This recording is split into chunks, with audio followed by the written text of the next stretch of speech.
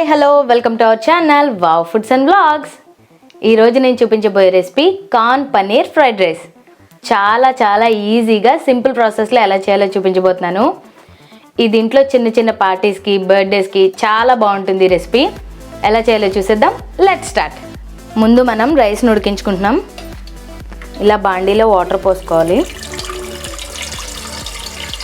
ఈ నీళ్ళ కొలత ఏమీ లేదండి, ఎందుకంటే మనం రైస్ వార్చుకుంటాం కాబట్టి ఎక్కువ నీళ్ళైనా పర్వాలేదు. ఇవి కొంచెం మరగాలి.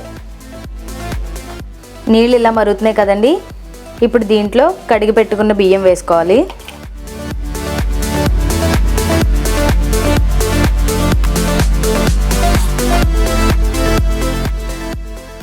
ఈ రైస్ 80% కుక్ అవ్వాలండి. 80% అంటే ఇలా మనం విరిస్తే కొద్దిగా పలుకు ఉంటుంది చూడండి, అది 80% లెక్క. ఇప్పుడు దీన్ని ఆఫ్ చేసేసుకుని వార్చేసుకుందాం.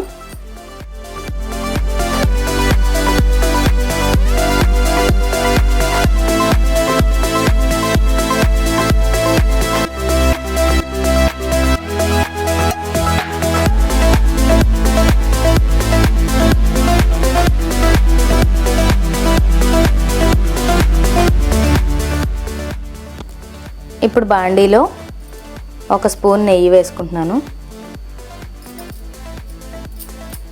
మీ దగ్గర వెన్న ఉంటే వెన్న కూడా వేసుకోవచ్చు. ఆయిల్ కంటే కూడా నెయ్యి వెన్న అయితేనే కొంచెం బాగా టేస్ట్ వస్తుంది. ఇప్పుడు దీంట్లో పన్నీర్ ముక్కలు వేసి వేయించుకోవాలి.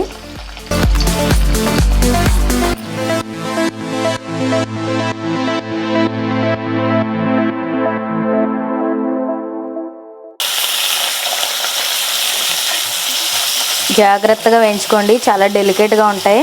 ఈ పన్నీర్ ఎందుకు వేస్తున్నామంటే అది కొంచెం గట్టి పడడం కోసం వేస్తున్నాం. ఇలా వేయించకపోతే ఫ్రైడ్ రైస్లో వేయగానే విరిగిపోతాయి అన్నమాట. అందుకని మనం ముందే వేయించుకుంటున్నాం.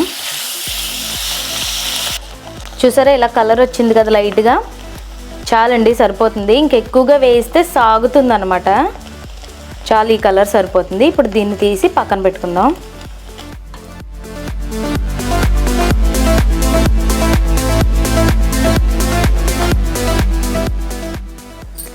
ఇప్పుడు ఇదే బాండీలో ఇంకొంచెం నెయ్యి వేసుకుందాం. ఇది సరిపోదు.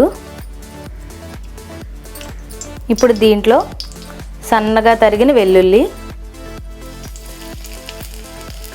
అలాగే సన్నగా తరిగిన అల్లం ముక్కలు. మనం ఇక్కడ నెయ్యి వేసాం కాబట్టి ఇలా బబుల్స్ అనేవి వస్తున్నాయి. వెన్న వేసినా ఇలాగే వస్తుంది.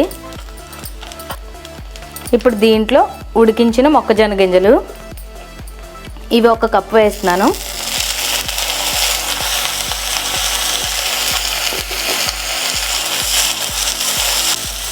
ఇవి ఆల్రెడీ ఉడికించినవే కాబట్టి ఎక్కువ వేగనవసరం లేదు. ఇలా కొద్దిగా వేగాయి కదా. ఇప్పుడు దీంట్లో రైస్ వేసేసుకుందాం. నేను 70% ఎందుకు కుక్ చేయమన్నానంటే ఆ వేడికి మిగతా పర్సెంట్ కూడా కుక్ అయిపోయింది. స్టవ్ సిమ్లో పెట్టుకుని బాగా కలుపుకోండి.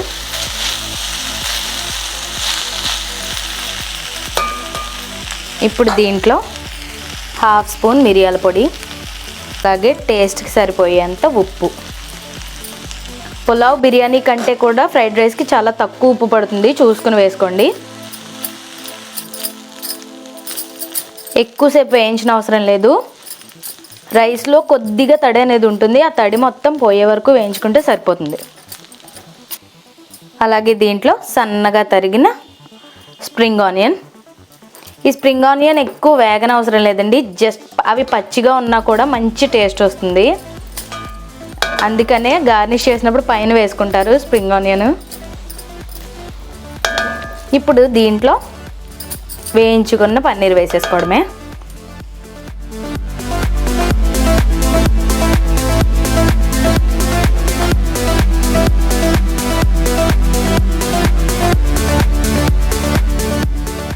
అంతే అండి, పన్నీర్ వేసిన తర్వాత ఒకసారి కలిపి ఆఫ్ చేసేసుకోవడమే.